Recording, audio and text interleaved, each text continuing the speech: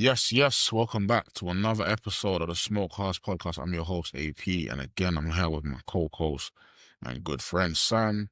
Yo, Uh, we same people. yeah, man. Today we're just gonna, we're 1 month into the season.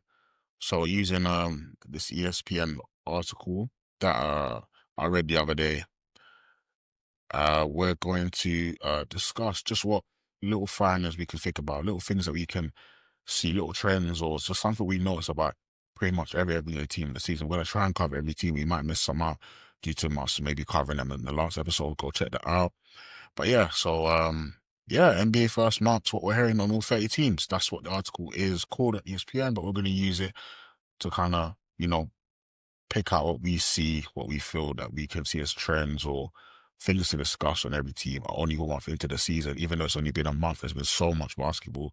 Mm, It feels like there's so many different talking points and so many different storylines because, the NBA is the greatest soap opera on show right now.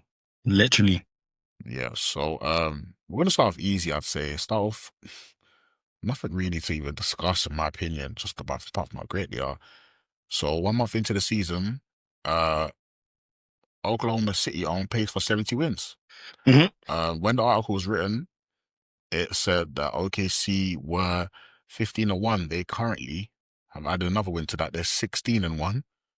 Um, they're winning by an average of 15.9 points, and they're all NBA forward, all defensive NBA forward. Jalen Williams has not played a minute of basketball. Hmm. And they are rolling through teams. So yeah, Sam, what do we have to say about that? Um, Something needs to be done about this team because it's the sights are scary. Mm, Because they're 16-1, and you might think, oh, how many Eastern Conference teams? Only four. Only four. I mean, they're 4-0 against the East. They're 12-1 in their own conference, which, mm, as we know, the West is stacked. very. Um, they're packing teams away, but more importantly, they're packing teams away with ease. Like they had that start to the season where they had the back-to-back double OTs, and I think, people early predictions going like, oh, maybe it's not going to be as easy this year, Yeah. and then it's been quite easy. They tried to Shay's read into Shay's. it. You don't. Sometimes you gotta just pause. You gotta just bake for a little bit and just let things happen. But Shay's been going off this season. He's leading the league in points again, 32.6, I believe it is. And he's doing a lot of that without playing in the fourth because they don't need him to because they're blowing teams out of the water. And the team is stacked. They are experienced. They have good veteran leadership. They also then have championship experience, obviously fresh off that chip last year, which was a and they found relative another cakewalk. they found another one in AJ Mitchell. Yep. Who went from just another guy on the team, but obviously had potential. So hmm this season he's averaging in 17 games, 16 points a game, almost 4 assists, 91% from the 92% from the free throw line. He's not even shooting the ball from three. He's at just 32%. But he's giving you 16 points. Yeah. 16 points that they didn't have last season. So it's just like they're getting better and better. And my prediction early on was going back to back because I just feel like I don't have any reason to not believe in this team. Um, There is not, and they're so young too. They're so young too. Like I think I'm double checking now. Yep, Alex Caruso is the oldest player on this team, and he's yeah, that's 31. crazy. That's absolutely crazy. He's 31. Like other than they've only got two players 30 or above. Like the Mm, team is young. Their MVP is 27, like entering his prime, and he's been averaging 30 for the last 2, 3 seasons. He's averaging 30 again. They've got so much young and not just young and experienced talent. This is a team that had back-to-back 60-win seasons, and now they're on pace for mm, 70. mm, mm. And as we mentioned in our previous episode, they have the Clippers' first round pick for this season. James Harden, we need you to do what you've been doing in the regular season all your career. We need you to elevate that Clippers team because we can't let this happen. Mm. We can't let this happen. The whole point of the second apron was to dismantle, what do you call it, dynasties and to bring parity. We can't let this continue to happen. But as for the OKC, regular season seems to be on autopilot at this point. They are just Mm. flying. They are flying. They've got depth. They've got Yeah. talent. They've got skill. They know how to play. They're united, and it's looking long. The, It the, is looking long. the other scary thing about them is obviously Shea has hit levels that were like you're going into realms that are there's only a few people we can put you Yeah. with. But Very there's uncomfortable still, conversations. yeah, but it's also still like there's room to grow there. But I think the scariest thing is guys like J-Dub and Chet, you're nowhere near your final form. No, We don't know what Chet can no. become. We don't know what he can evolve into. We know we're looking at the tangibles that he's got now, and it's like you're scary, but you're barely even 20% cooked, 30% cooked. Yeah. But yeah, man, but they got it all figured out.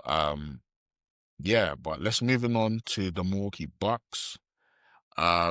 And really the overall storyline up to right now, and I know I think he's missed a couple games because he's been injured, due to a groin strain, but Giannis is, I think, up until he was injury, was leading, but I think right about now he's probably gone down the pecking order a bit. But he Mm, was an MVP for. He was yeah. carrying. He was putting up 31, 10, and 7. Very effective field goal percentage. We're talking about 60 plus. Block a game, Giannis was, steal a game. yeah, Giannis is just Giannising. And Mm, I did predict this. When we had discussions, I predicted this. He shit 50% from free, but obviously the attempts are low.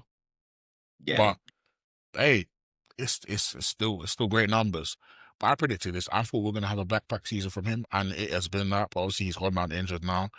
But yeah, with Milwaukee, yeah, I think that's the biggest story. And the other storyline from them, I think, is Ryan Hollins, man. Mm, Ryan yeah. Hollins has been Ryan Rollins. Ryan Rollins. Well, I always mix up his name with the old center from the Clippers. But Yeah, yeah, I know who Ryan you're talking Rollins, about. man. Like, Nah, it's yeah, been a he's been renaissance. good for them this season, man. I think they Necessary. got I think they got him in the Chris Middleton trade. I believe so. I think they got him in the Chris Middleton trade. Because I'm sure he was drafted by the Wizards. Yeah, and listen, man. After losing Dame Lillard in the way that well, kind of they walked him out the door, but there's a lot of uncertainty in that team. There's a lot of Mm, like, oh, where are we gonna get our our point guard play from? Not even just point guard play. Where are we gonna get some help for Giannis from? And Ryan Rollins is giving you 80.6, just under 4 rebounds, just under 6 assists a game, shooting 50% from the field. yeah. Nobody could have predicted this. Nobody, not even ChatGPT. No one could have predicted this. So, yeah, man, that's the thing about the NBA, man. These stories happen so often, man. These things happen and I think this is what can sometimes separate teams is when you can develop in-house without having to try and, you know, go and make another crazy move because they made their move. They brought Miles Turner in. I thought it was a bit of a meh move when they done it. I think it's a meh move now. Yeah. He's, I know Mal what they were trying to do. You need a stretch big for Giannis. Brook Lopez is gone now. Okay, he's not gonna. I don't think he's gonna give you what Brook Lopez has no, he given you. doesn't. Miles Turner for me has always been like an on paper player. Like on Yeah, paper, like he's exactly that's what it. you think you want In from a in center. theory, it's like, oh my. I used to always want the Lakers to get him. It's like, oh, the Yeah, stretch same. big, he defends, he does, but it's But th- like, but then you watch him and you're nah. like, Yeah, it's just like it's like you don't really lock guys down. Like you're good on a yeah, switch, yeah. and like to get a block. Like obviously Mm, he led the league on blocks a good few years. Like he's mm, not a great rebounder despite his size. Like he's a good free ball shooter, but it's only really a catch and shoot in the corner. mm. So yeah, it's a move that I'm sure they looked at and thought, yeah, this is a good move, and then they've got him, and it's like 12.6 rebounds on nearly 30 minutes a night, and it's like, Yeah, it just it's didn't hit it's where you thought it it's would not hit. what you But need. that's your move you made. Getting what you're getting from Ryan Rollins it's a coach's dream, Yeah, and it's been it's essential.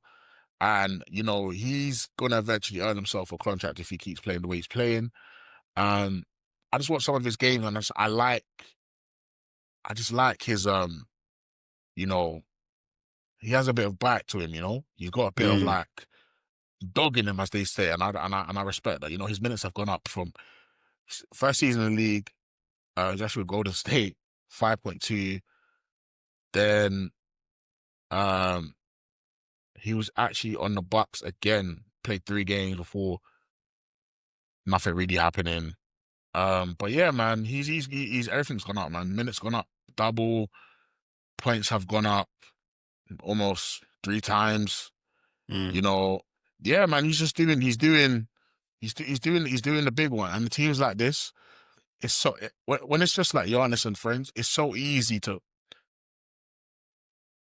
become up the pecking order. Yeah, All it takes is for Giannis to be like, yo, this is the guy that I want in trenches with me. Next thing you know, you're earning four, five times the money you thought you were gonna make in the NBA. Because when it gets to playoffs now, if he can keep this going up, if he can keep this performance going, listen, Ryan Rollins is about to earn a check, especially on the team yeah, because they for know they real. need to keep Giannis.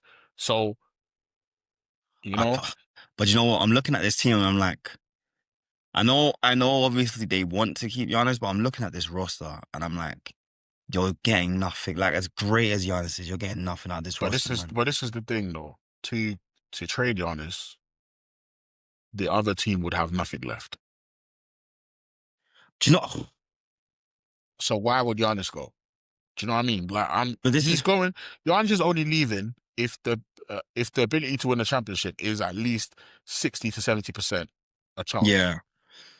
The To thing. get The thing about Giannis, you'd have to gut your roster, unless the Bucks are just like, oh yeah, cool, let's be nice to you, but this is a business, man. No one's doing that crap, man. yeah. I mean, I guess it depends on where he is. But even for the Bucks, though, I'm looking at. I'm like, you're stuck in purgatory right now.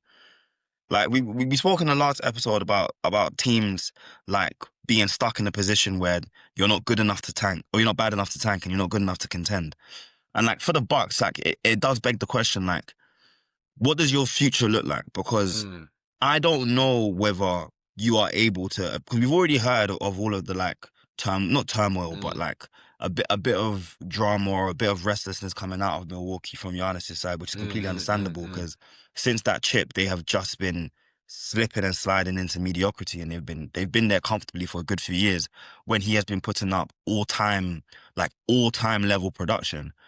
But I look at his team and it's just like all of the ways that Giannis needs help, he's not really getting it. Like Mm. he's one of the best rebounders in the league. They are, I think, the second last in the league in terms of rebounding. Like he needs a point guard. Yes, he can pass. Yes, he's good at that, but he needs a point guard. And the team is full of like he himself is always had issues with turning the ball over. But the team itself is like, it almost seems like every other player on that team is averaging like 2 to 3, turnovers a game. Like they're giving the ball away because they haven't Yeah, got anyone that can run their offense for there's them. not really natural playmakers on that team. Maybe Ryan Reynolds could be that for them long term, you know. But Maybe, yeah, man. But but that's what I'm saying. that's There's a gap right now for someone like Ryan Reynolds to grab and take, and I hope it's yeah. something real. Because yeah, But, man. but even then, they need that depth as well because it's like you picked up Cole Anthony, and it's like they've got yeah. He's a spark player, and he showed you yeah, sparks. But they need it will flame out and it will flame on with Cole Anthony. yeah, That's the kind of player he is. they But need they need a lot more than Sparks. yeah, but I don't know if they're gonna care. But moving Yeah. on to the Miami Heat. Mm. I think there's only one story here, for being honest. Like, obviously, the thing in Miami is they are never going to be bad as long as Pat Riley and Spo exist. They're always No, going to be somewhat competent, relevant team at worst, middle of the pack at worst. yeah, But they're perpetual dark horses. the main story is this: Norman Powell was not a fluke. No, Norman he's Powell real. was not. It's real. Norman Powell He's is averaging real. 25 a game and on 50% from the field and 45% from free right now. Norman Yeah. Powell is not a fluke, and hey, kudos to him because yeah, I think you know the Clippers kind of moving off from him and saying we'll go and get Bradley Beal was also an interesting move from them. But the Clippers have Yeah. been very interesting, and it's like cool. I go to Miami, you know, and I feel like obviously Miami's a team where it's like I feel like everyone's waiting for them to get a star, but they've got too many other pieces that probably won't allow them to get a star or just whatever. They kind of just perpetually getting guys who are like third, fourth-ish options in and Mm. around their team. And obviously, still got Tyler Hero to come back. But Norman Powell's gone there. He's pulled up, man. He's done what he's done his Yeah. job.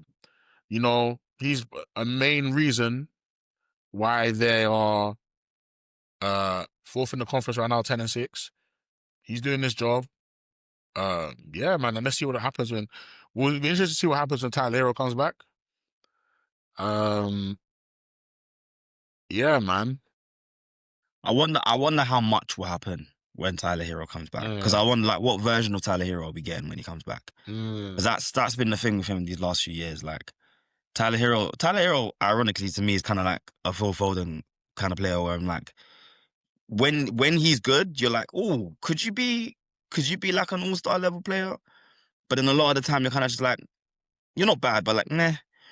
But I think this Heat team as a whole, like you said, there's a lot of third option, fourth option guys on the team, but they're united behind arguably the best coach in the league, who is he's proven time and time again that he gets the absolute best out of his players, regardless of what level of skill they have. And they're probably like, I don't even think this is a controversial pick to make, but like I'd say Eastern Conference Finals would be the expectation for them. And like the East is wide open right now. There is no one that I'm looking at and I'm like, For you Miami, the are. Eastern Conference Finals would be the expectations for them, you think?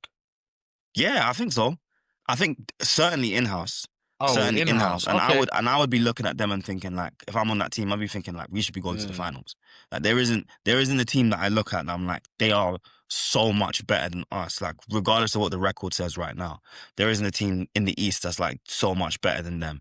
And they can absolutely, absolutely what do you call it? Like make it that far. And what they're showing so far is an ability to score. They're leading the league in points. They're leading the league in assists as well, which isn't necessarily something that is common for Miami to do. And especially given the fact that they don't have like what you would consider like a top tier playmaker. It just speaks to how well coached they are.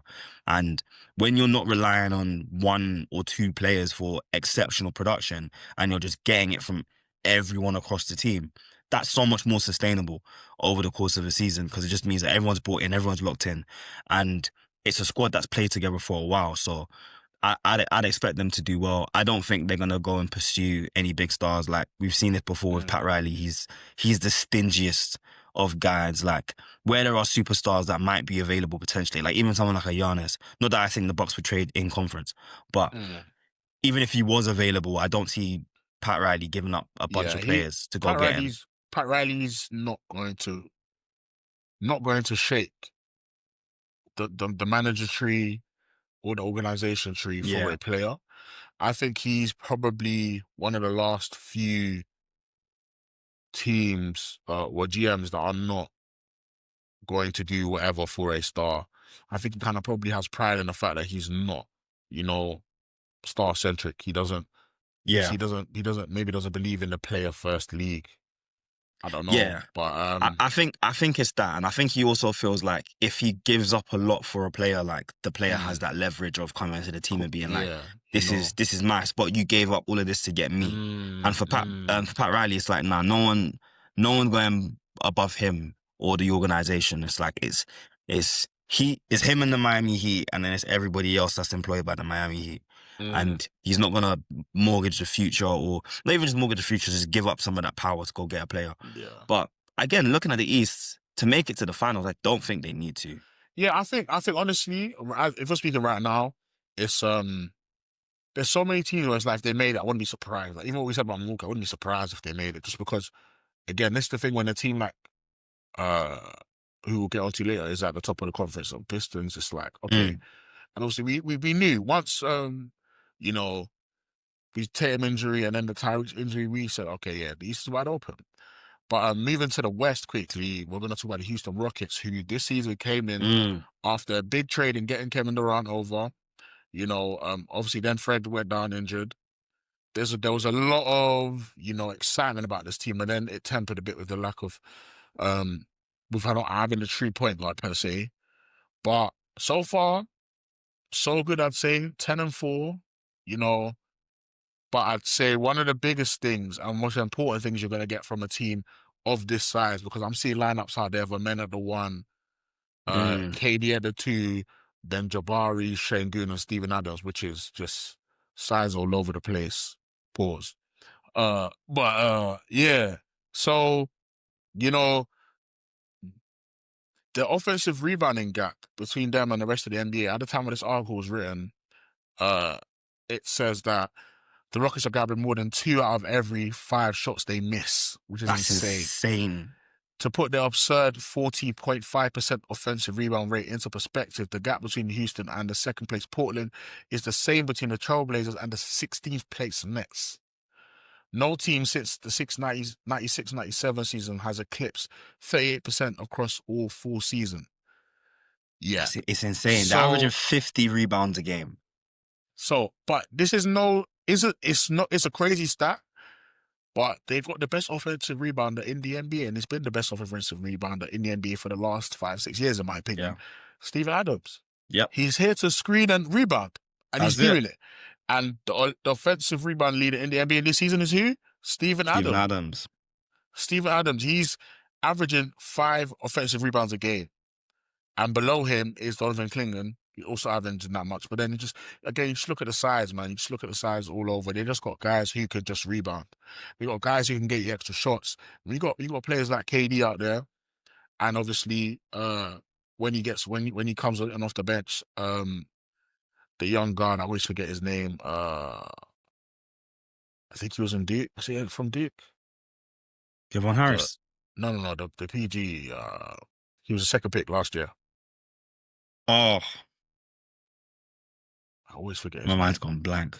But yeah, when they get their shooters on, Shepard. and yes, Reed Shepherd. When you Yeah, get Reece your Shepard. shooters Kentucky. on, yeah, Kentucky. That's it. I should blue blood. But yeah, when you get your shooters out there, even guys like a Mem Thompson, man, just getting guys extra shots, getting Şengün extra touches, it's only going to create magic for you. It's only going to be Yeah. better for you. If you have more shot attempts than the opposition team, and you're a team of that talent, it's only going to mean good things for you. Yeah, man, they've been in some close games, even when they've lost games. They look good, man. KD's They look KD. very good. You know his name. He's 25, 5 rebounds himself, 3 assists, just under 50% field goal percentage. Just doing KD shit, man. So yeah, I don't think Yeah. they got much to worry about. I think it's just about getting better and developing, and And they, again, dealing with the playmaking thing. But yeah, go on it, bro. yeah, they've still got room to develop again. Like they will get Mm. Fred Black, and that will improve For their sure. assist numbers For as sure. well. But like I think along with the rebounding defensively, I mean it's to be expected given that the size that they have in the paint, and then also having a Thompson on the perimeter and Dorian Finney-Smith as well. Yeah. Lakers letting him go is but we'll come back to that. I think he But- left more than let him go, but yeah. I mean, even still, players like that in the NBA that's gold. You have to keep on to them. But like, yeah, they're holding teams down to, I think it's like 112 points a game. And again, so much of what they are doing are things that are going to be transferable across the course of the season. They aren't things that, minus like significant injuries, are going to be things that they're not going to be able to do. They are built to do exactly what they're doing right now. And I feel like if you're a Houston fan, you should be, even if you're looking at fifth in the West, the West is so close at the minute that the difference between sixth and second is a game. And they've got a run where they're going to play Utah twice in a row. They could very well see themselves second, this time next week. So I think with Houston, they're in a great position. They've still got Fred to come back. They don't really need to make any moves. They just keep doing what they're doing, and it's going to be interesting to see like how they progress as the season goes on. For sure. Staying in Texas now.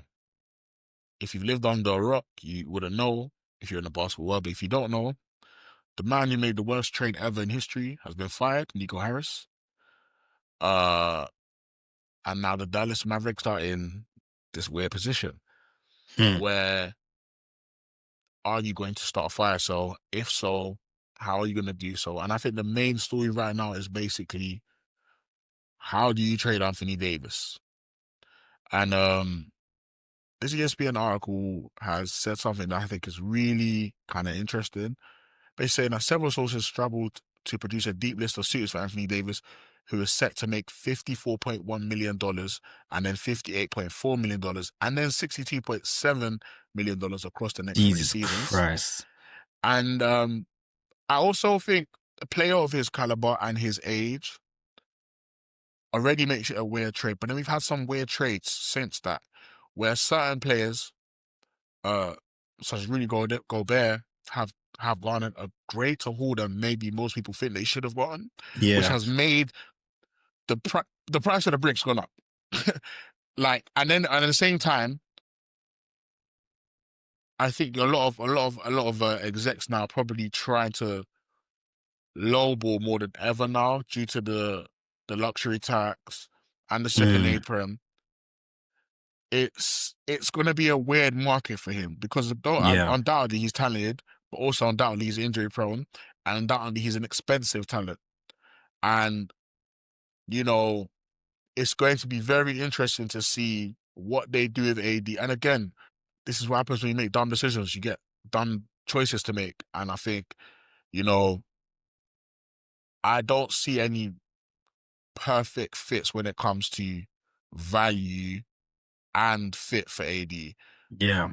I think he's a great talent. He can go on pretty much most teams, but he's an expensive talent. Expensive talent, again, with injuries.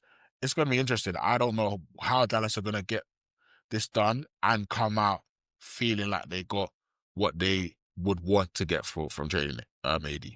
I honestly think that I don't know how feasible. I mean, I always say this because I always try to be rational, and NBA GMs always seem to prove me wrong.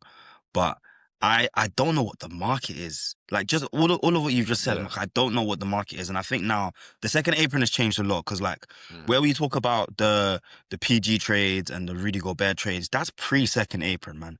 That is when teams had, like, if you were committed to winning, you might just firm that luxury tax and you might just accept, you know what, we're going to pay these contracts. And then Yeah. additionally, with the way the NBA contracts have ballooned and these max Mm. contracts have ballooned, where you'll have a guy that is a number two option who isn't an MVP caliber player that is on 60 mil. And it's now a thing where I think the league is shifting more towards player development than it is about player acquisition. And for a player like AD, where he's got 3 years left on his contract, if it was an AD of like you've got 3 years left on your contract, you're healthy, you're currently playing and you're putting up good numbers, I can see there being a better market for him. But as of right now, Cooper Flag has officially played more games for the Dallas Mavericks than Anthony Davis has. And Anthony Davis has had injuries on damn near every single part of his body. Like, it's like playing UFC or the UFC or WWE 2K games where the whole joint's just Yeah, red. everything's just Like, red, man. everything's just red. It's like he's injury prone to the point where it's like whether he's skinny, whether he's, put on a bit more weight, that's a concern. And I'm like, you're only really trading for AD if you're pushing for a title. And why would you want to spend that much money and give up assets for a player that you aren't confident will be here? Uh, Because we just saw Dallas like do the whole we want to win now thing, and we think, yeah. AD is the better direction to go in than Luka. And then almost immediately he was out. Yeah, another tricky thing is if you look at the market, like KD's trade to Houston wasn't that expensive because obviously No. he had come off on a big trade to get him to Phoenix. And Phoenix kind of just had to cut their losses. Yeah. It was some solid players and a first round pick. Whereas you look at the Rudy Gobert trade and Donovan Mitchell trade, those are a bunch of picks. And I feel like in Yeah. your mind as a GM, you think, well, AD has to get me that. But there's not many first round picks just floating around nowadays. I think a lot of them have already been dealt, different Mm-hmm. things. Yeah, it's just a tricky one. It's a real tricky situation that Dallas have Yeah. put themselves in. And also, I think another thing that's going to be tricky is there's no doubt in AD's ability or talent and what he's going to do. But also, it's a thing of he's been playing the five most of the last 8 years or whatever. He now wants Mm. to play the four. That also makes it tricky as to who's going to trade for him because is he playing the four? Is he playing the five? Does he want to play the five? It's a whole Yeah. little And thing he you're going to hasn't have to shot the go ball through particularly well from to three play the for you four. to Yeah, think, yeah, we're gonna play you as a stretch four. It makes more sense to play him as a five because you'd want him guarding fives. yeah, I don't really want AD on the perimeter. I want AD to be able to be in the paint, to roam, to be able to yeah. protect the rim because that's what he Mm. does best defensively. And for it's also sure. a thing like AD's what 33 now, and he's 6'11", and he's had injury problems. I'm like, players of that type don't typically get better past the age of 30, 31. Like, we start to see a decline, and we've already sort of started to see a decline from AD. So I think it's going to be the case of, if they are going to move him, it's going to be because a team comes in and says, yeah, we want AD, Mm. and they're gonna come and offer, a haul for AD, which I think was the case even still with like a Rudy Gobert, or like with the Cavs with Donovan Mitchell, where it was like, all Mm. right, we want this player and we're willing to give up X, Y, and Z to go get this player. I think the Mavs just shopping AD. If they are gonna trade him, it's gonna be like a Phoenix KD situation where you're not gonna get much back. You're Just maybe cut gonna your get back losses. a second round pick, maybe like a first round lottery protected, first round pick for like the next couple years. But also for Dallas, I'm like, I don't think there's the rush to trade him. I don't think you need to trade him this season. Because the reality is, the way AD's body is set up, you could sit him for a lot of this season. Kyrie's not coming back But probably but this but then season the at value all. just gets lower and lower. That's what it feels It like. does, the value does get lower, but just let who's on the court Mm. play out. Maybe you Mm. end up with a good pick again next season. Maybe you end up with a good player in that draft, and maybe you come back next season and you say, you know what, let's give this, like, we're stuck now. We can't reverse the Doncic trade. Maybe let's actually commit Mm. to seeing like what can we get out of this team when we've got Kyrie back, when we've got AD back. Uh, With this, with a Cooper Flag with a year under his yeah, belt bro. in the Yeah, NBA. I think that probably makes the most sense. I think give him up now, it's like, what are you going to get back and what difference is yeah. going to make to your team? You're probably still going to be a below 500, well, you're definitely going to be a below 500 team. Because I don't see Kyrie coming back this season. I can't see you bringing him back in March For to what? play a month for For what? exactly of meaningless basketball. Like, Yeah, for what? yeah. So I reckon, and I think Mark Cuban has already said that they're gonna try and hold on to him. That might just be a negotiation tactic because he's a Mm. businessman after all. But Probably best to just try and build that in summer, not now. Because in the season, you yeah, maybe get fleeced.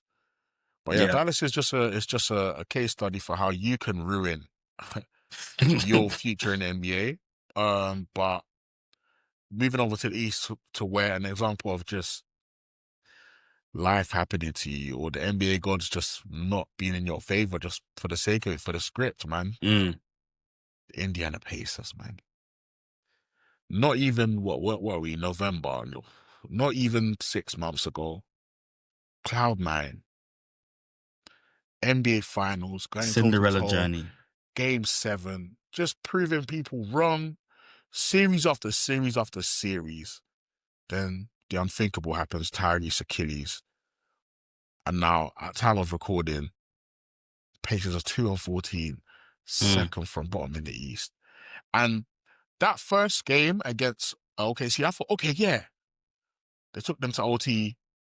Okay, yeah, man, this team's gonna be challenging for like at least a playing spot. They're gonna be competent. Yeah, it's a gap year. it's a It's a gap year gap for year. It's a sure. gap year. You know, Tyreek's injury, if he's touched on, you can't do anything about that. They then decided that, yeah, we're not gonna pay Miles Turner, which I understand. You know, he's Miles Turner's expressed bad blood for that. They decided, yeah, we're not doing anything of any significance or tying on any money when Yeah, our main guys are back. And looking at the team, maybe they were right because they've the 2-14 second from the bottom. So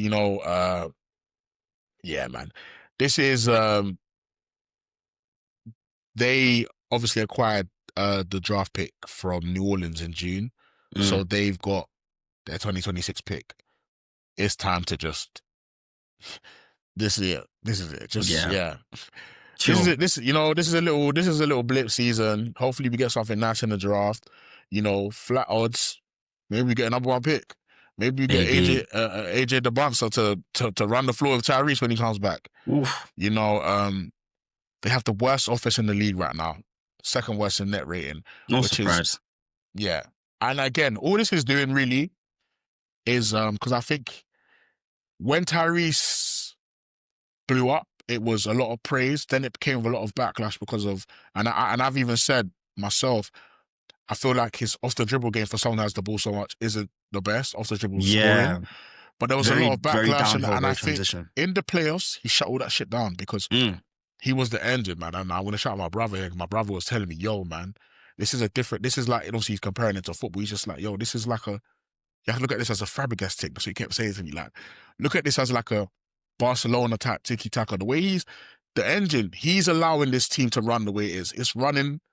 The team is likened to the best player, which is him. Yep. Obviously, I say Siakam's their best scorer, and you're seeing what happens when your engine isn't on the floor. Sometimes there's some things that a player does that you can't really quantify. But in my opinion, all this season is doing so far is really boosting Tyrese Haliburton's stock, because this team definitely looks completely different without him. And it's basically the same team. But to be honest with you, they've had a lot of injuries beyond, like, outside of Tyrese anyway. Yeah. But like, yeah, no, absolutely agree. Like, I was saying the same thing last season where I'm like, all right, cool. Like, you know, transition, you know, early in the shot clock, yeah, Tyrese is great, but when that game slows down, you know, where he struggles to create his own shot, he struggles to kind of play make as well. Came into the playoffs, and almost, I think every playoff series outside of the first round, I was like, yeah, they're not gonna be the next. They're not gonna. This is gonna be wrapped up, you know, by game 4, game 5 in the finals, and then there they find themselves game 7. But I think what's interesting with the way the lottery works now is just like, this could be a really good season for them, where they can have this gap here. It could be a chance for like the young guys to develop, get familiar with the system, to kind of like build that confidence, get reps. For players who don't normally get many touches, to get all of that, and then to kind of come back the next season with some good draft picks for themselves, but also the New Orleans draft picks as well. But then also it could be a season where, you know, you still end up with a really crap record, and then the lottery shags you, and you don't end up getting one of those, you know, top 3 guys in the draft, and like even New Orleans pick doesn't pan out being like particularly good, and you kind of end up with more or less the same roster and just kind of hoping that Tyrese comes back and he's the same guy. But I think for them, I would hope that they get something out of this season, and they end up with at least one very good pick to build off, because not to say like any team deserves anything, but I'm like, after the run they had last year, like I would love to see that team be able to like run it back to some extent. And also the East just needs better teams, man. The East needs better teams. Like, we can't. Starving. Like it's the difference in quality is just teams can't be getting worse in the East, man. It's dark out there. So, but moving over to the West, to the Homer pick right now, the Lakers. And this article's question for the Lakers is, they're good, but how good? And I think that's a very good question. You know, as you know, I've been very pessimistic about the Lakers. Rightly so. Yeah, man. And it's an interesting thing because, you know, I've always knew JJ Redick would be a good coach. He's showing us that he'd be a good coach. I don't really have any worries about him. But my thing was just the roster. I think I didn't like the roster. I think it wasn't athletic enough. I don't think it was young enough. And the shooting as well was poor.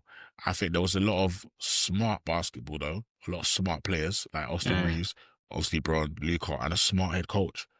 But sometimes you need the bodies, regardless of how intelligent your schemes are.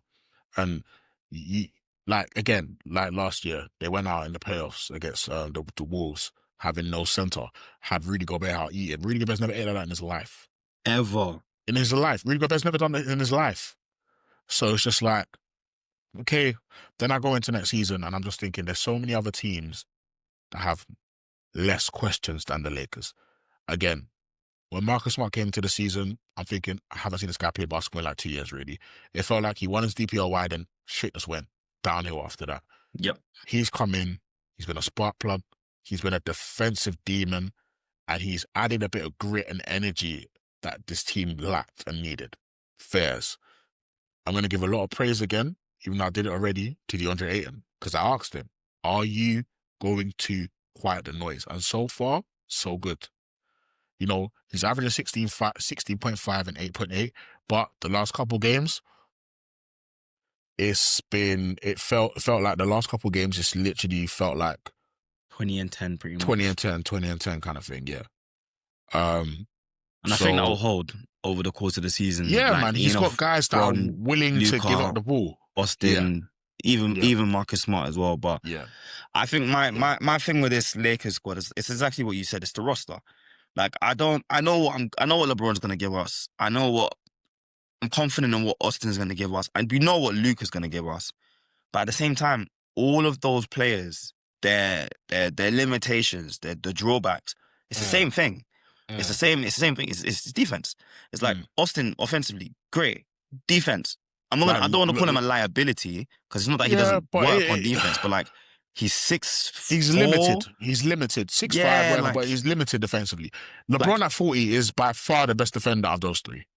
By and far. that's not a good thing Yeah. because So, like LeBron is trying as much as possible to mm, play off ball defense.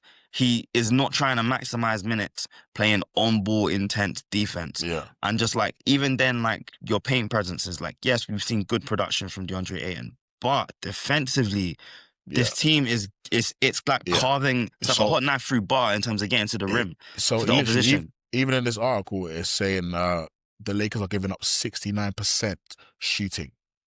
So 70% shooting inside 5 feet, which is the fourth worst in the NBA. And that's not gonna get any better because I'm pretty sure if you go back through the previous seasons, like with where you've had Jackson Hayes playing, like, even with AD, like I know AD off the floor, like it was a nightmare, and that's been the case since AD got there. Where it's like when AD's on the floor, and outside of that first season Mm, with AD, when they had AD and they had Javal and they had Dwight, and it was locking teams down in the paint. yeah, Since yeah. then, it's been the case where when AD's on the floor, good defense. You know, when AD's off the floor, bad defense, I just loose. think that the team defense needs to get better to obviously try and accommodate losing AD, which is almost impossible. That's one of the greatest defenders ever. Yeah, But what I think is a lot of the roster is very one-sided. They're either really good at one thing, one side of the ball, and not really good at the other side of the ball. yeah, And then you have guys like Vando who just is too much of an offensive liability to play consistently. exactly. And Um, that's the exact problem with the and Lakers. It's like, then you have a lot of guys who are just like 50-50, but like Rui's done a good job, but Rui feels like we're trying to force him into being this defender. And obviously it's because he's in that 6'9" range where you can guard. I've seen the guy guard from two guards all the way up to centers, you know. Obviously that's a useful thing to have. But yeah, man, it does feel like they're missing some things. But again, I guess they think their plan is, listen, our offense just has to carry. And it's yeah, you know, yeah, it's not the best. They're 11th in offense, though, 17th in defense, so 14th in net rating, 14th net rating. yeah. So It's like it's a very like when you look at it, it's like yeah, it's a very and then when they came up middle of the road against team. OKC, it didn't look good. It didn't They look didn't look good at good. all. And unfortunately for a team like this, that's what you're gonna have to look to as the barometer because of how good we can be. So Yeah, yeah, they're clearly for me. This article says top 6 team. I say top 5, top 4. yeah. Clearly for me, they're going to finish in and around that. Getting Bron back does help, but yeah, literally as the article states, the overall depth just isn't. It's not great, No, and I don't think they got lots of flexibility. no, I Um, don't think they do either. but And I yeah, it's tough. But yeah, go ahead, bro. yeah, and I was just gonna say like I feel like the way the team's set up, it's just going to be a thing where it's going to be a similar story to the last few years. Unless they end up going on a run and they end up finishing like in the top two, top three, and they can avoid playing Nuggets or an OKC. Well, naturally, they're not going to play an OKC in the first round anyway. But they can avoid. They don't end up if they don't end up in that 4-5 spot. They end up maybe in a 2 or 3 spot, and they can maybe get a team that isn't as strong. Then they might be able to go a bit further in the playoffs. But like if Mm, they bump into Denver or Houston early, it's long. mm, Because my yeah. thing is, like, I look at them and I'm like, this is a nice team. This is a good team. Do I like them in a 7-game series against Denver? Absolutely not. Do I like them in a Mm, 7-game series against Houston? Absolutely not. Do I like them in a 7-game series against the Spurs? I don't know. I don't know if I do. So I'm like, this team's nice, but I'm like, I think it almost feels like this is a good kind of point for like a farewell tour for Bron, where it's like we're just gonna have a nice season, we're just gonna have a good time, and then we can start looking to be serious after this season because this season just doesn't. The way the roster's constructed, it doesn't feel like a roster that's going to go far, especially given the way the other teams at the top of the conference are set up to, one, have depth, which is so important in the NBA right now, and also to be well suited to a particular brand of basketball. And whenever you try to like sit down and put together what's the best five that the Lakers could put out, you're compromising at least probably one or two of those positions where you're gonna have one or two guys that aren't particularly good offensively, but you need them to anchor the defense, which means all of your attention gets funneled into your big three. Or it means that you're gonna have a team where there are a lot of offensive weak or defensive weaknesses that other teams are going to be able to exploit. And as good as the team is offensively, they're not a top five offense in the league where they're just going to be able to blow teams out of the water. Like they're well, I don't know what their point differential is. I think it's something around like 5 or 7 points a game. So yeah, it's just like it's cool. Like it's been the case for the last few years. They're a cool team, Yeah, but like it's just not good enough for the aspirations that they might have. yeah, and yeah, that's literally that's literally summarizing it. But yeah, moving on, just want to touch on this quickly because yeah, we spoke about uh not so much the team but this player a lot on the last episode. But yeah, this article states that less than a month into the season, John Brown isn't the same player. We spoke about this already. Mm-hmm. Uh, at time of recording, I believe he's 10 for 60 from three before his latest calf injury. Um, yeah. But as we discussed already, just like Anthony Davis, yes, the trade market for John Brown is weird. It's weird. I think he's definitely a floor raiser though, and I think I think with him, whoever does trade for him, because I think somebody will, there's gonna be a run where it's like honeymoon. You're crazy to have traded him because Yeah. I think John Morant, and again, I don't know the guy, and I don't like to use a court what we see on the court to his personality, but as what I've seen on the court, he seems like an emotional player, and I don't mean it in a Mm-hmm. negative way. I mean like he can get going off talking to him and stuff like that. And I think he'll take being traded so personal that he'll go on a crazy run. But then I think it may just dwindle down, and I just think his ceiling's a lot lower than we first expected. But yeah, there's not really much to really discuss with that one. We've gone into it before. Yeah. I think he just Uh, needs a fresh start at this point. yeah, I think he does too. I think he does too. And I think the unfortunate thing for Memphis, just looking like for the organization, is he's not playing right now, so his value is going to be low. But yeah, we'll see what happens. But moving over to Minnesota, it's a Mm. team I haven't watched much of this season, Yeah, just I'm because not gonna lie this to you, is a sir. lot. But the one thing I have constantly been seeing in and around social media, and I've looked into a lot myself, because there was a talent man in Rob Dillingham. Uh, he was a young talent, undersized, but crazy scorer bag. You know, a lot of like I'd say hyper expectation due to his high school days. And obviously first year at Duke. I think he's only did 1 year at Duke, yeah, or was it Kentucky? I can't remember. I think well, it's not one of those. But it seems like he's having a Kentucky. hard. Yeah, he's at Kentucky. He says like he's having a hard time. Overall shooting 39%, 23% from three. Uh, he's getting outscored by 14 points per 100 possession, which is terrible defensively. So it's like Yeah. I think what people are probably going to say is physically he's not been able to translate his scoring because maybe he's not been able to adjust physically. Yeah. And then it's like, well, we know you're not going to be able to adjust defensively. It's looking, yeah. He needs to I don't know. It's a tricky one because like it's not as simple. Like he's 20 at the end of the day, so it's not as simple as just saying like he Mm, needs to put weight on. Like that will happen mm, naturally over time. mm. Like he's not gonna stay as lean as he is, but like he's lean. Like he's real lean, and like I think one of those big differences that he's gonna have coming from a team like Kentucky that in college is gonna be very, very like regimented type of basketball that he's gonna be used to playing, and very particular like plays that he's gonna be have run for him. But he's probably not getting as much of that right now, and that's an adjustment period for him where he's kind of just having to figure stuff out. And I think oftentimes like there's a lot of different timelines for rookies when they come into the league. There are some rookies that come in and it's just like it's like fish to water, and they just hit the ground running, and it's cool. And Yeah. there are some rookies that you come in and you see flashes, and some guys just need time to figure it out. And Yeah. he's gonna be a player like he just needs time to figure it out. He needs to figure his body out. He needs to figure out how to be effective on the court, even if he's not scoring. And I think that's one of the things that's Mm, kind of like held him back so far this season. He's probably trying to figure out how to get going offensively. And sometimes it's just a matter of, all right, cool, where can I impact the game? And when he starts to figure that out, he'll probably be all right because he's definitely got the yeah. talent. But But the he problem, just I needs I think the time. problem in the NBA is I think now with us being younger than ever, I think a lot of sports are just younger than ever now. The time we're giving for young players because it's so young is different because Mm, we're seeing guys with in and around similar ages doing crazy things. So he might not get the time that he needs. And obviously he's his second year now, true. still early on in the season, but I really do hope he picks it up because I like him as a talent. But moving over to some rookies, the New Orleans Pelicans.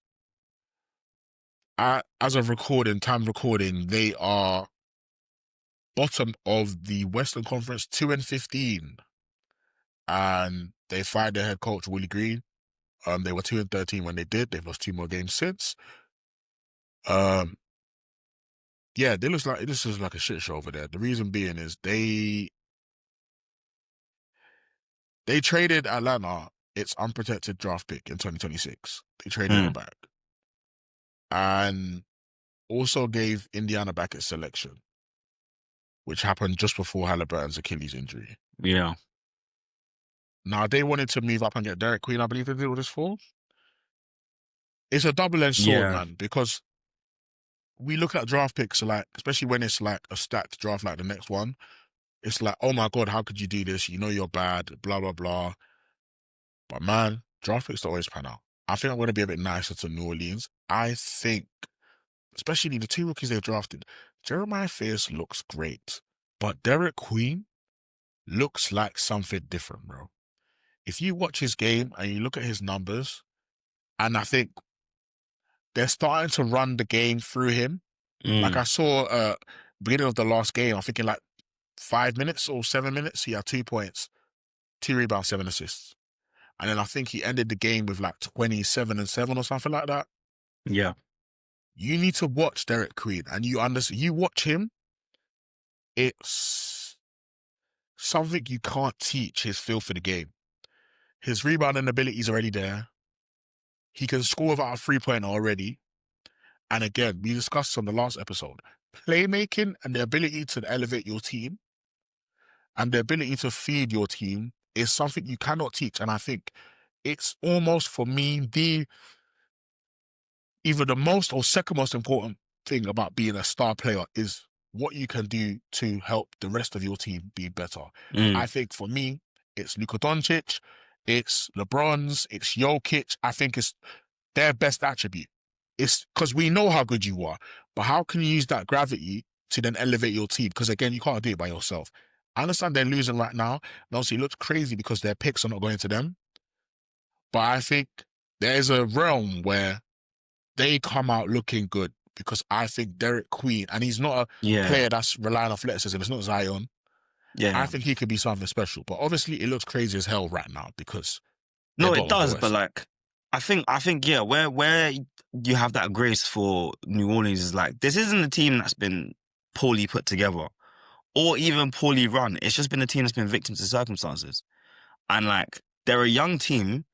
Mm, And I know we just talked about like timelines and what those timelines look like, but like they're a young team. They've got some good players. The only player they have over the age of 30 is DeAndre Jordan. He's just there for leadership experience and things of that nature. Like they're a team that can develop, and like I'm not quite sure what's going on the court for them to be this bad right now, but I don't think it will last. I think it will be one of those things where they're going to start the season really, really poorly. It'll pick up. They're not going to hit 500, but they'll be probably just below that by the end of the season, and it'll be an opportunity for a lot of those players to develop and really grow into their own. But yeah, I think with New Orleans, I do need to kind of chime in a little bit more with New Orleans, see what's going mm, on with Derek King because I haven't watched much of him this season, but like yeah, then I don't feel like they're as bad as their record suggests. mm. Fair enough. moving on to a team doing way better than expected, but obviously it's the East. But let me Mm. give them their flowers to Toronto Raptors. And the title for them on this in this article, I think is we were speaking before we start recording is which is interesting because it very much encapsulates what we're talking about is depth can create wins. They got solid ballers over there. They've got solid ballers. They've got an identity with their coach. Um, bringing in Brandon Ingram. Brandon Ingram's just a certified bucket. You know what you're going to get from him. You know, again, they've just got solid ballers. They've got solid guys over there. Scotty Barnes, Mm. Manuel Quickly, RJ Barrett. And again, the East is in a weird predicament. And I think they were another team that kind of found it hard to be really, really bad when they need to be really, really bad. So I think now that the East has weakened and they are maybe the healthy now, kind of makes sense that they're 10-5 and top four, I believe, in the East. Yeah. Yeah, I think, yeah. second, 11 Yeah, and 5. second. And you were saying off camera, like, it feels like they're going to go back to the LeBron era where they're going to be good, but not good enough to do anything or significance. But man, Yeah. sometimes it's just like, I appreciate when teams like the Heat and Yeah, Toronto, no, it's always good to be because good. sometimes just we need to create the narrative now. We need to push the narrative of regular season basketball matters. Because Yeah. if we just have this thing where basketball doesn't matter unless it's in May and April, it's not a sustainable product to keep Yeah. pushing it like that. So And also yeah, that's man, where development happens. Like that's where exactly. players get better. That's where teams get better. And That's where playoff teams are made. They're made in the regular season. You don't just and then turn what up. happens is you keep making those little jumps, and next thing you know, you're one trade away from challenging, and that's happened so many times, Yeah. man. But moving over to the West, Utah Jazz. Mm. The real story here is Larry Markkanen's real. Draymond should have green lighted that trade. I reckon Draymond was in the trade. That's why he didn't green light the Boy, trade. he should have green lighted. If you care about the world, he should have green lighted that shit, bro. Because and I watched him against the Lakers. I watched him another couple games. I forgot. Um, well, I actually met Larry Mark a couple years ago in New York with my brother. I think he was at Mm. Fly Club. I just saw this tall white guy walking, and I was like, "Hold on, that's Larry Mark." And then he was like, "I was gonna get a picture, but then I went around the corner. My brother started showing me trainers, and then I forgot, and then he left. But yeah, uh, not to the story, but yeah, he's averaging basically a 30 ball, 29.9, 29.9 straight buckets, Yeah, efficient he's buckets. balling, The way man. he's getting to the rim though, that Lakers, okay, well, it was the Lakers and they got no rim protection, but But still, though, man, like you get how you yo, live. Like where yo, the opportunities are, yo, you take them. I'm sorry. If I'm a team and you know, trying to, I'm trading for him. I'm trading for him.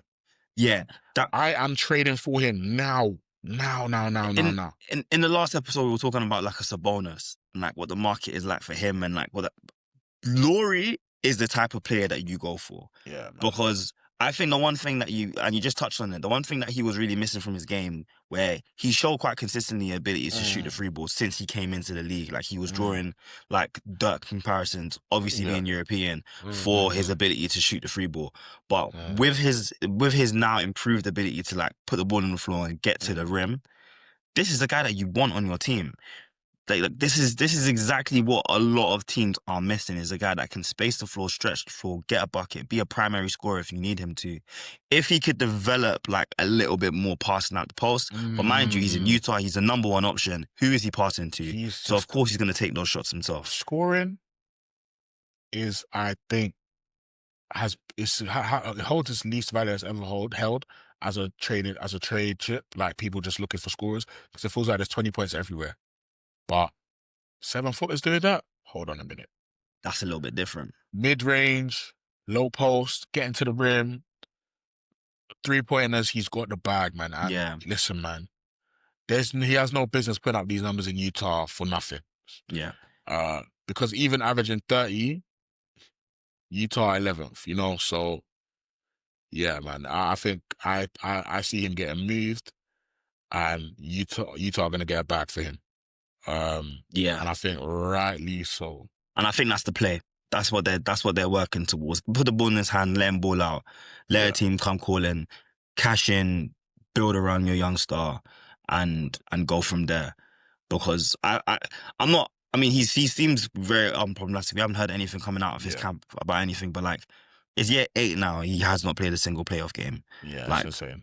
That's he insane. he needs we need players like that in the Mm, playoffs. I'm sure that's probably going through his head. It's not gonna happen in Utah anytime soon. mm. So someone needs to make a move for him and Yeah, get him out of there. But yeah, yeah, that's a player that he needs to be playing like for sure, legit basketball. But for he's sure. hooping right now so He's much. he's he's playing out his mind. Staying in the West, going over to title contender Denver Nuggets. This Mm, article has some praise for Jamal Murray.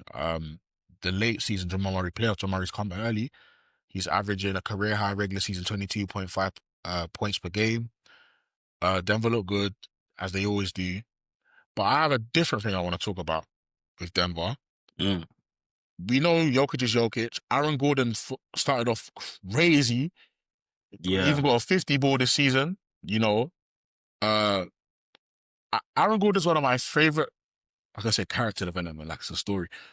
He's one of my favorite player developers I've ever seen in the league. He came. I remember when he came in the league, man. I remember his whole draft,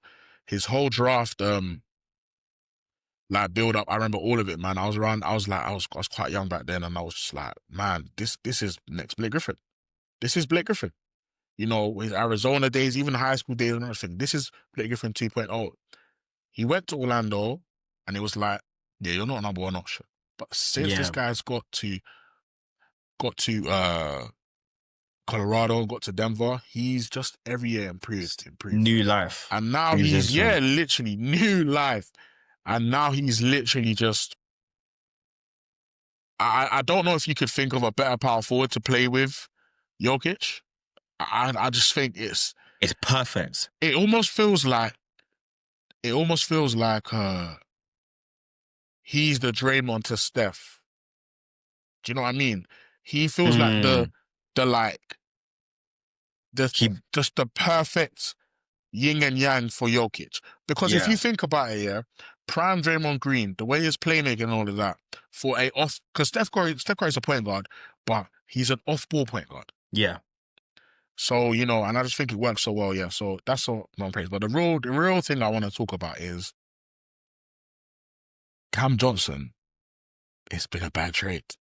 Oh, He's been a dud. So yeah. far, it is not working. No, And this is the other side of when you have a narrative built up around you. And again, I'm not saying he's not this, but the narrative around Cam Johnson is this: defensive two-way player, can stretch the floor, got multiple positions. He's had that since the Suns. Obviously, he was an older draft pick, so he's now 29, turns 30 in March. At current recording, he's averaging 9.4 points per game, 2.2 assists, 33% from three, 43% from the field. Now, the man you traded him for, mm, obviously he's in a different role, but he's the same man. It's not like he's playing differently. he's just He ain't passing the ball and he he's chucking up just went shots. off last night. This is what he does. Yeah. Last night, what did he do? 33 points, 13 of 21, 4.6 from three. The game before that, 25. Game before that, 34.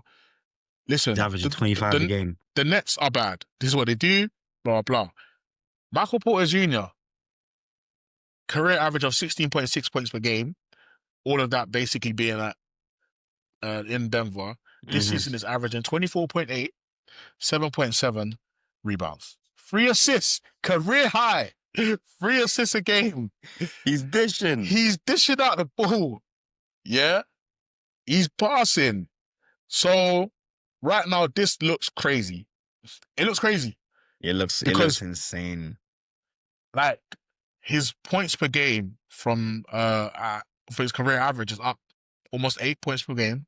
On only 3 more minutes a game as And well. I think the thing about Michael Porter Jr. is that's a rebounder. He's 6'11", bro.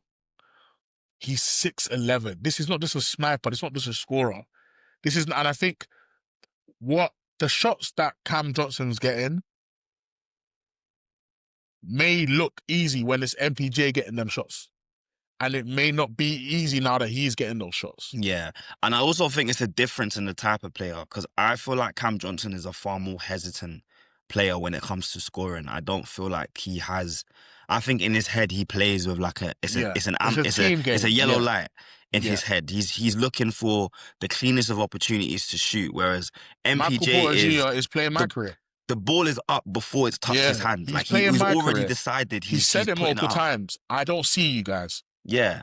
But also And what I always loved about MPJ and what I just love with scorers in general, and especially now in like today's NBA, is like he's such a decisive scorer that he eats up so little of the shot clock. And that's what made him such a good pairing for Jokic. In the same way that Aaron Gordon's such a good pairing for Jokic. Because these aren't guys that are gonna hold onto the ball and waste time. These are guys that you give them the ball and within a second of them touching the ball, they've yeah, made a decision about what they're doing with it. And MPJ is a guy that's like, he's giving you these shots but he's not running down the clock to do it. He's doing it in the flow of the offense. Even if there are other passes that he could make, he's catching it, it's going up. Whereas Cam Johnson is just a bit more hesitant with it. And I don't think, yeah, it's but again, it goes back to what we said earlier about those on paper, those in theory players. Like in theory, it made loads of sense. In theory, you're getting a guy theory, who can man. do all of what MPJ can do, but then on the flip side can also And play defend a lot better. defense. In But theory, man. In in theory. That reality, was a while ago, man. Like it that was was a a while while ago. ago. And You this is the know? problem in the league with some teams where it's like you've got these players timestamped. Like you're thinking of a very specific version of that player That and you have to update that the is the backup guy. perfect analogy. A lot of players in the NBA have been time stamped. Some of them It's for a like while. for a while, man. There's certain guys. Like, It's like, well, this is what they do. You haven't updated your resume in 5 years, but we're yeah, and still like, this is what you do. it's like, yeah, like this guy's a defensive player of the year. Like, yeah, 4 years ago. He ain't that now. Like, oh, he averaged 20. I'm like, Yeah, yeah, man. not when. Like, you have When, to man, and update and the and and it's crazy because for certain guys in the NBA, it's like you're a "what have you done for me lately" team. mm. So it's quite interesting, man. It is And very it's funny because interesting. it goes both ways because there are some players who have made significant improvements Mm, and they get thought of in a particular light that isn't reflective of who they are now. And for it's just like sure. it hampers teams so much because you'll Yeah, go and you'll go and you'll make a trade for a player or you'll sign a player that just messes up your chemistry because you think yeah, he's the same guy that he was, 4 or 5 years ago. yeah, man. But moving on, we're going back to the East to the number one seed right now, the Detroit Pistons. If I told you 2 years Mm. ago Detroit Pistons will be the number one seed, you might get me to take a drug test and I might fail. Like Real life though, because like they were what 2-14 they were on their way to making this history, time man, last year. in a They bad went on way. a what was it 27 game losing Man, streak let me just check that to pretty much quickly. start the season. Like, but again, it speaks to the importance of staying the course of like treating the regular season like it matters, and not going. 28 games tied the Sixers for the longest ever streak. 28 games lost.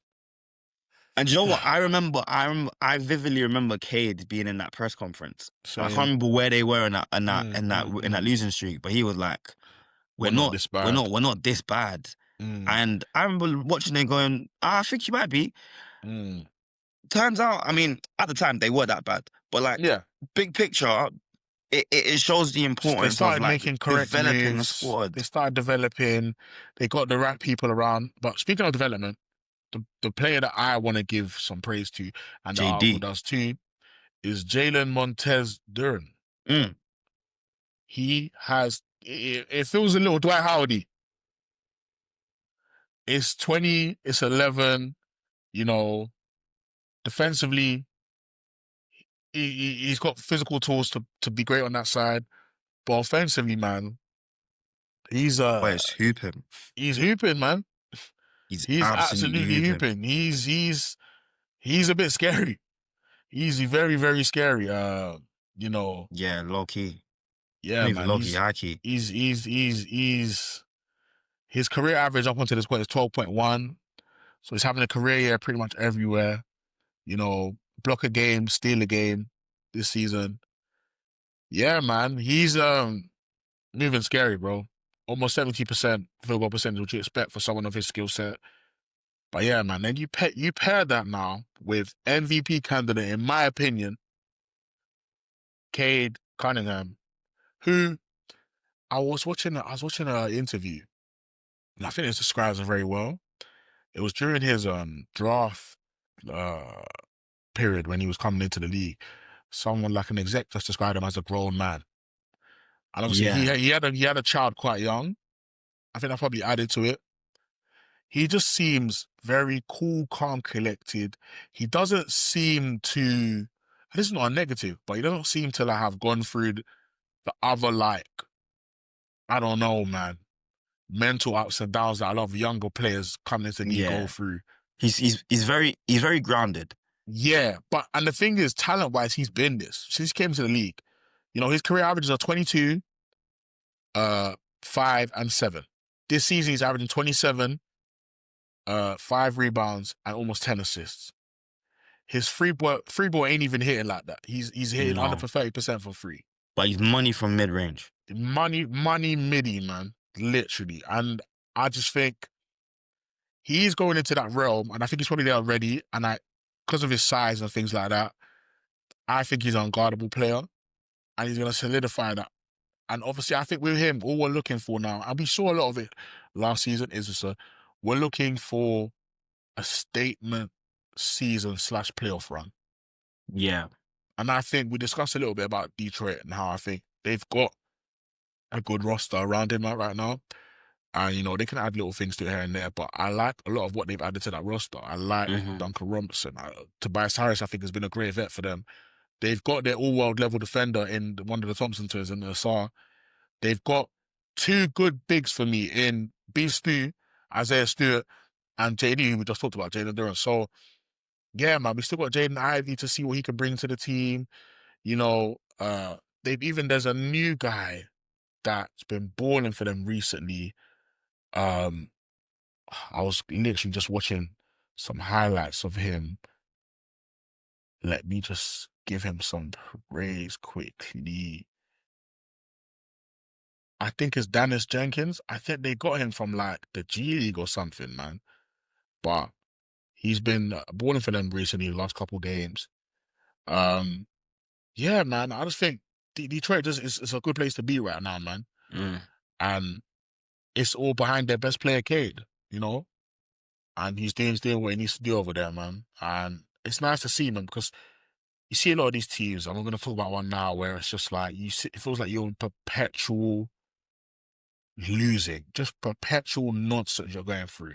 A million Yeah. head coaches, they had to go through that whole Monty Williams thing when he said he didn't want to coach, and you hired him anyway. They went through all of that nonsense, Yeah, they but were they were they were floating for a while, but yeah, they've landed on the course of action. They're sticking yeah, to it. literally. And I was staying in the East with a team that seems to love it in perpetual downward motion is watch the Wizards, man. You know, 1-15, consistent with it. You know what I'm saying?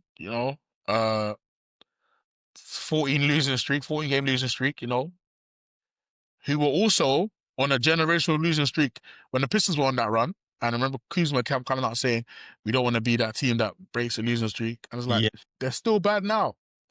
They got some vets over there, Chris Miller and CJ. But the only little bright spot for me is Keyshawn George. Keyshawn George yeah. looks like he's going to be the man over there. They Um, don't mess it up. yeah, they don't mess up. He'll be the man over there. And he's got some good intangibles. 6'7", like guard slash forward, has good playmaking ability. Mm. Looks like he has some good scoring ability. He's averaging 16, 6, and 5 on the season. There's look to build around that after get another lottery pick again and again and again. And let's see what happens over there. Not much really to say over there, man. Yeah. Uh, But yeah, to be man. honest with the Wizards, I'm like, if I was a Washington fan, I wouldn't be hopeful because historically they haven't particularly drafted well or Yeah, developed talent well. yeah, And it's just like I don't know what the plan is over there, what they're trying to yeah, accomplish, what they're trying to do. But there are some bright spots, but my God, that team is awful. yeah, Awful. One of the worst run franchises in the NBA. yeah. Easily.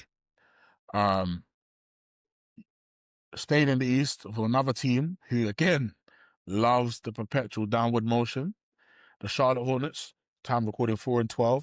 But I'm here Oh to my give God, I forgot some. about the Charlotte Hornets. I'm not even gonna go into the way the organizations run and all the LaMelo noise coming out right now about trade stuff. I just want to praise Conker Newport, man. I did not see this coming. Mm, When the season started, it looks like you rookie of the did. season was going to VJ. People thought it would be Cooper Flag before a ball was dribbled. But he's been hooping. Like, Absolutely, man. he's been hooping to where it's like, are you sure you're a rookie hooping? Last Doesn't four look like it. games, last 5 games, he's had an 8-point game, bad game against Thunder. Who doesn't have a bad game against the Thunder? Yeah, But before that, against the Bucks, 32-point game. 82. Raptors 24-point game, Pacers 28-point game, Clippers 26-point game. He is shooting the lights out from three. Yeah, he's averaging 8.8, 5 rebounds, and just under 3 assists. Yeah, The 5 rebounds is more like 6, really. Yeah, man. Honestly, uh, you absolute bucket. 40% from free. Shots Yeah. 67% last night against the Clippers. 6 of Hey, 9 man. It from 3.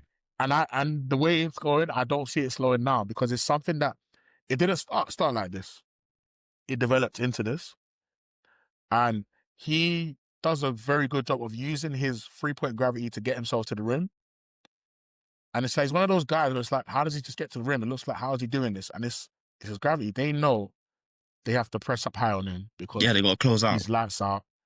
And yeah, man, shout out him. Hope he does win Rookie of the Year. And that's all I've got to say about the Charlotte Hornets right now. Don't know Because if you got what anything else else is to there to say. say? Yeah, man. Um, yeah, let's go over to the West, man. So Victor Wembanyama and the San Antonio Spurs. Yeah, they look good. I'd say the main thing from our side, just from this podcast, is again we said it last episode, but yeah, my bad. They need De'Aaron Fox. Uh, no one was predicted a calf injury, but the Spurs 11-4 right now.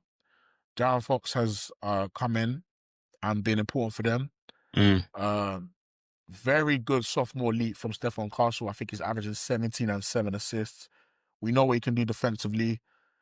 Yeah, man, I just think they're going to keep winning games. And when Victor Wembanyama comes back, they'll just take off from there. Not really much to say over there, but they're doing well. You know, a great organization that knows how to run their organization properly.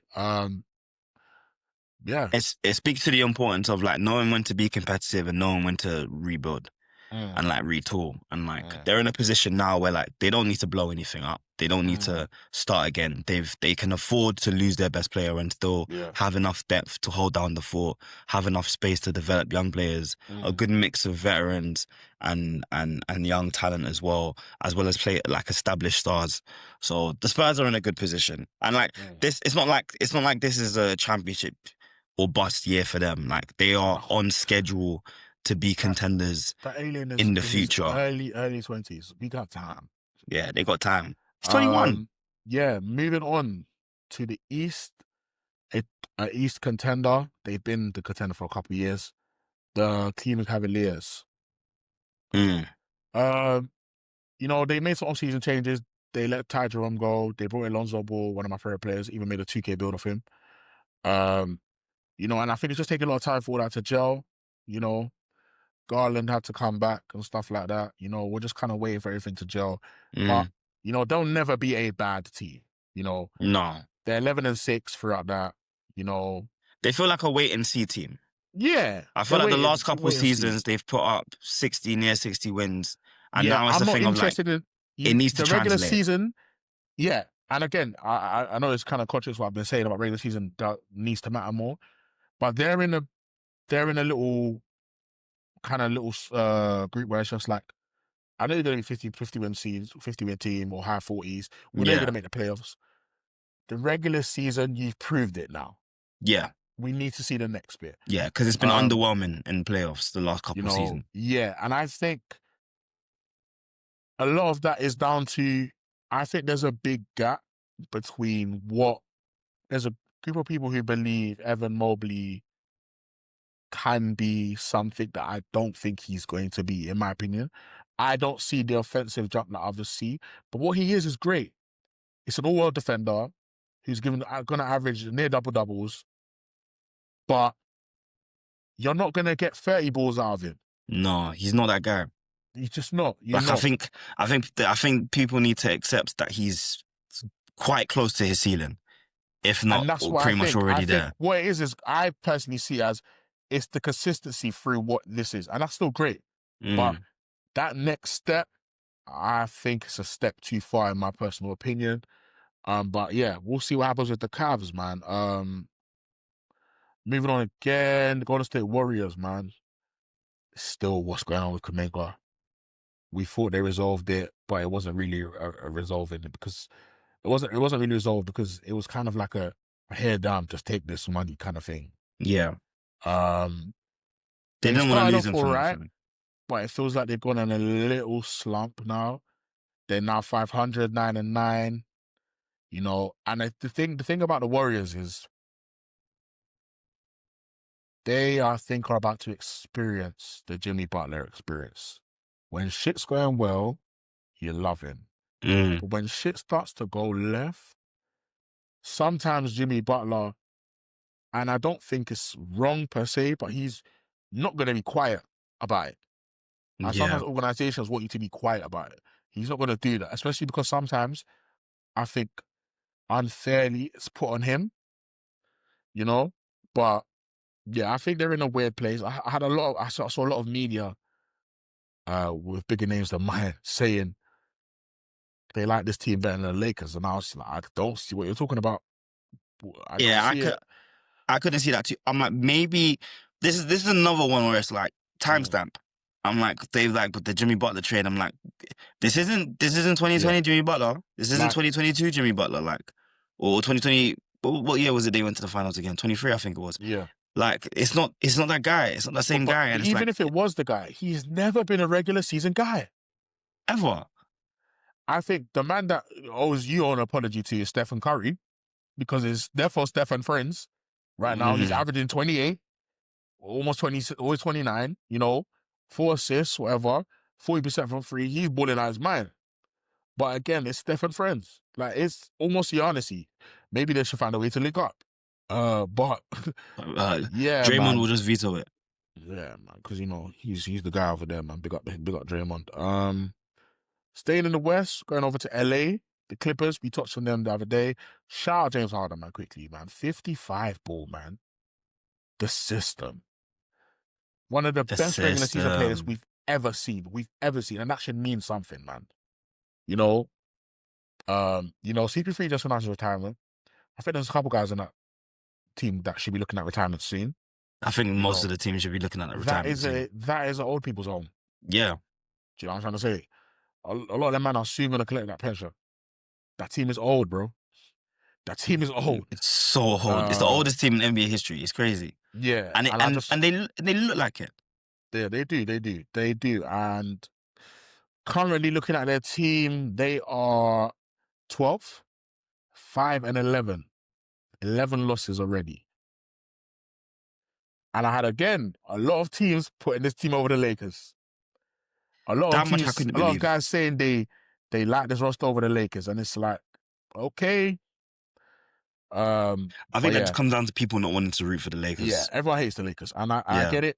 And also, like, when you get trades like Luka Doncic thrown at you, it just adds yeah, more like to it. I understand, but I don't Um, know in what world people thought a 37-year-old Brook Lopez and a Bradley Beal and a 4-year-old Chris Paul was going Chris Paul's to getting move the DMPs, man. needle. But listen, the Clippers are old. That's cool, but they also have no direction. I don't know what their pick situation is looking like. It's probably not good. It's atrocious. Uh, they could send another unprotected pick to the Thunder again due to the Paul George trade, which just keeps getting worse and worse. They Oh let my Paul George God. go for nothing. Podcast P. Kawhi Leonard still's not playing basketball. Bradley Bill, Bradley Bill, he's injured for the year. Brook The Lopez hip. is old.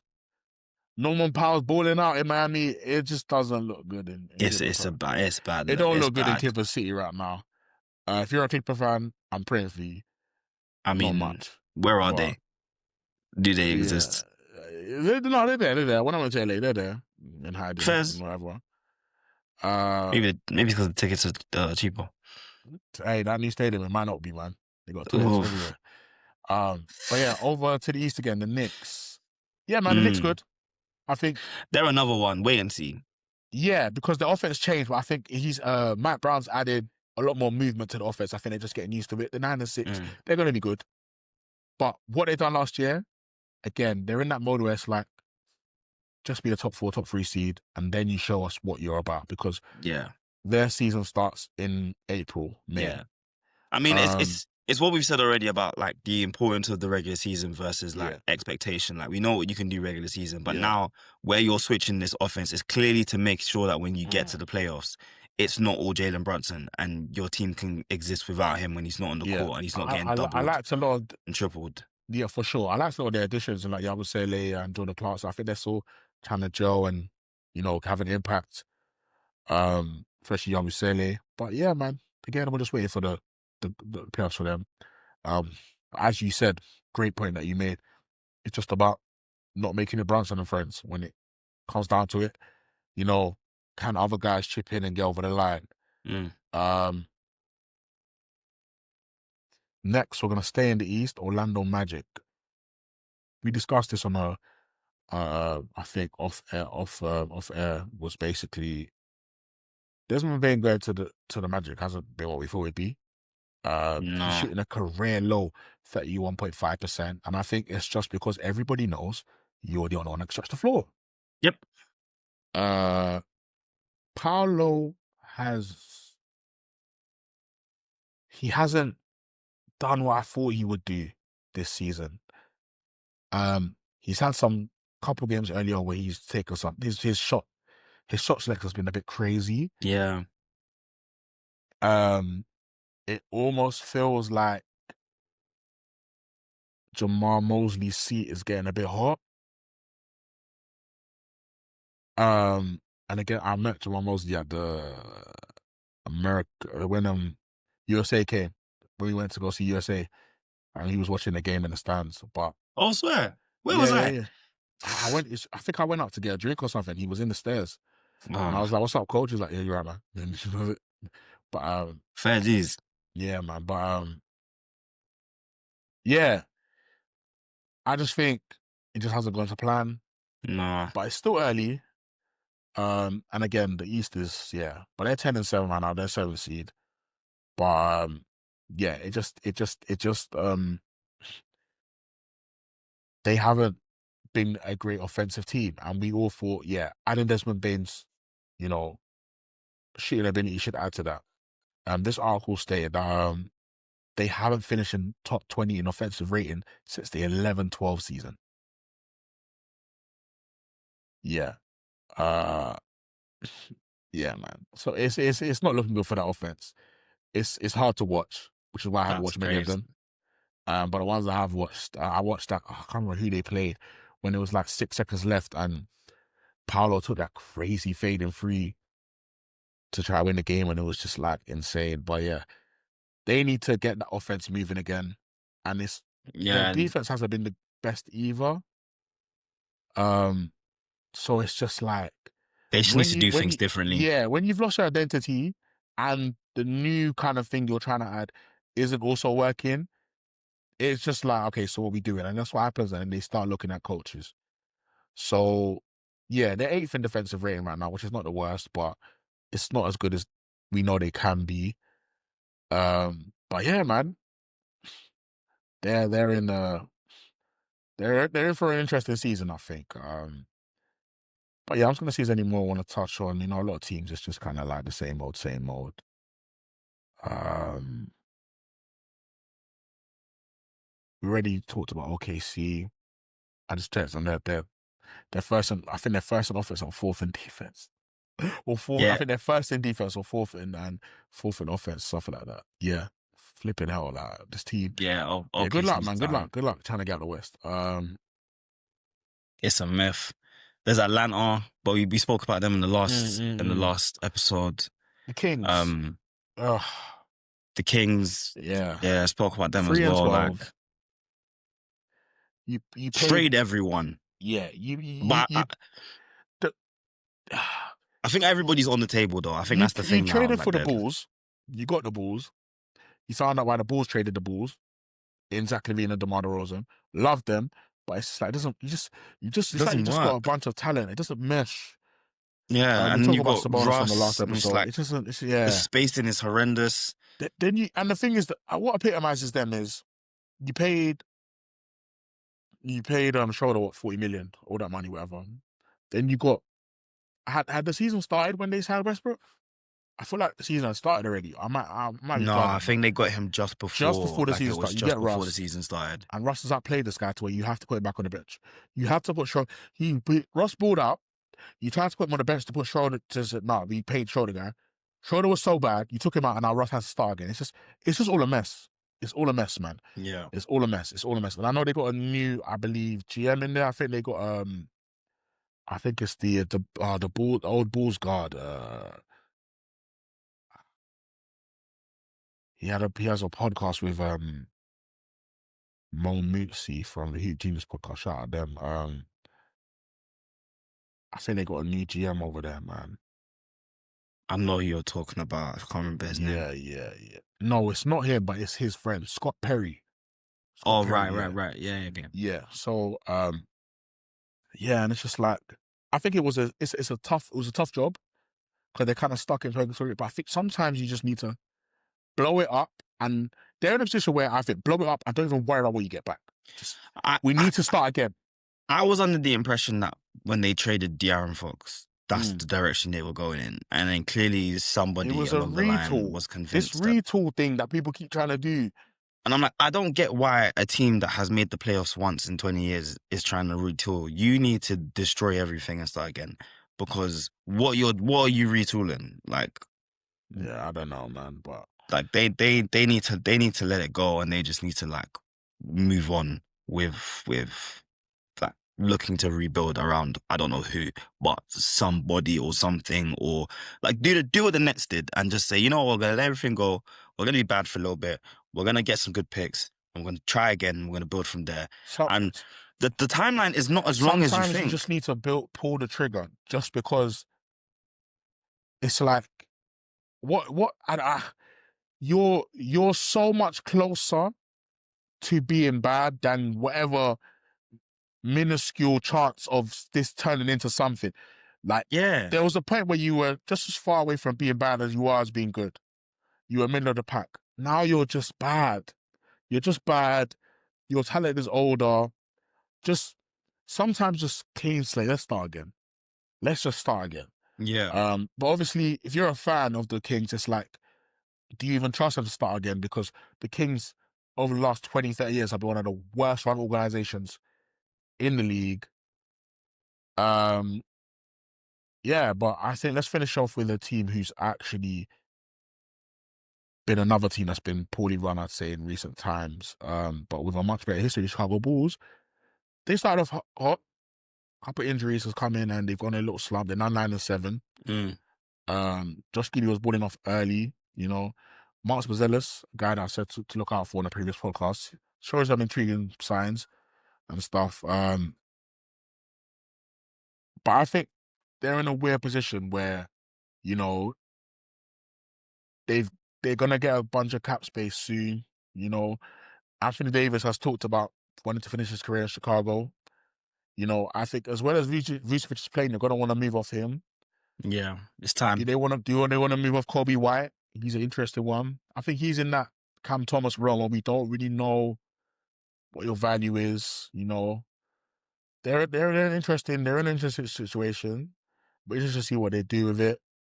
But yeah, currently 9-7, not doing too bad, I don't think. I think it's kind of gotten a bit shaky for them.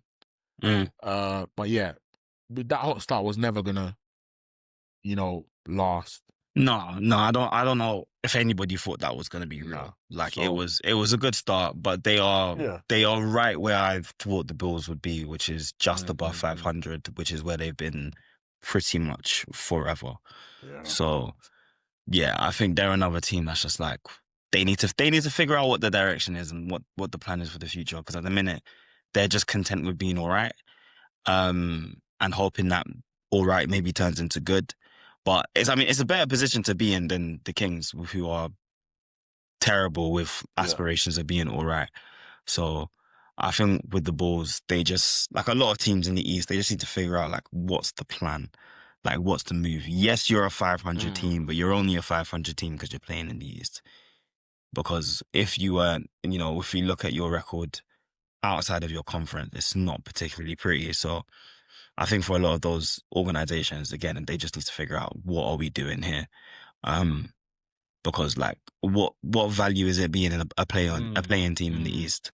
Like I reckon you let Vucevic go. I think Yeah. Kobe White's having a really good season. He's got 24. He's averaging 24 and 7.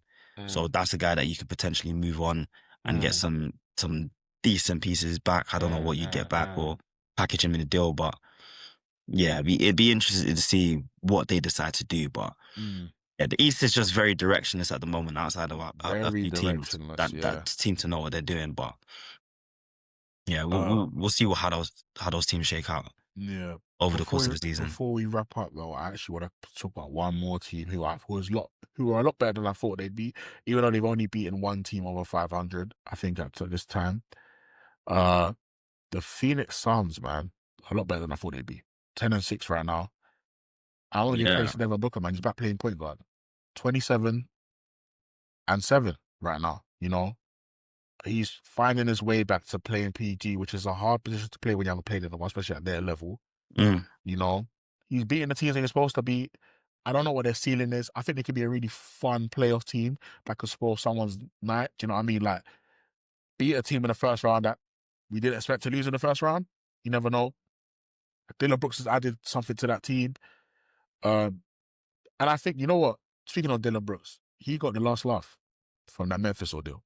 He's had the last laugh. yeah, When that whole thing came yeah. out about Memphis saying under no circumstances are we gonna, that's crazy to put out. That was Yeah, so that was wild. so crazy to put out. That Under was no so circumstances wild. are we gonna bring back Like this guy. There given was no need, especially after. given Mm, sorry, like given what had been happening with, again, not to like hamper on about Ja, but like given what had been happening there, like what had Dylan Brooks done yeah. to warrant that? Like aside from What be argues LeBron? ambitious and talk a little bit of crud that he Yeah, couldn't entirely back yeah, up. But like he gave it a go. He was out there giving his best. He brought a culture. He also made yeah. your team like must watch TV. Like Yo, he like was part of that, Memphis man. A was a big part of vibe, that. man. If you, and I think it was even kind of like scummy to do it like that, especially after what Draymond said about him saying the dynasty starts after you, when there was no dynasty. There was no dynasty. But yeah, man, I think he's picked That was himself the up best well, that was literally the best that team ever was. and I think he's represented himself well. Especially he did Hmm. well in Houston, and he's doing well now. He's done great for Canada too, Yeah, man. So yeah, man, he's got the last laugh with that ordeal. for sure. But yeah, man, we'll wrap it up there. There's a couple of teams we didn't get on, but this is a long season. We will talk about more. Apologies if we didn't get to your favorite team. Um, but yeah, man, that's been another episode of Smokehouse Podcast. Make sure you like, share, subscribe. Let us know what you thought about our takes, and join us on the next episode. We'll catch you later. We're out. Appreciate you listening. Peace. Peace.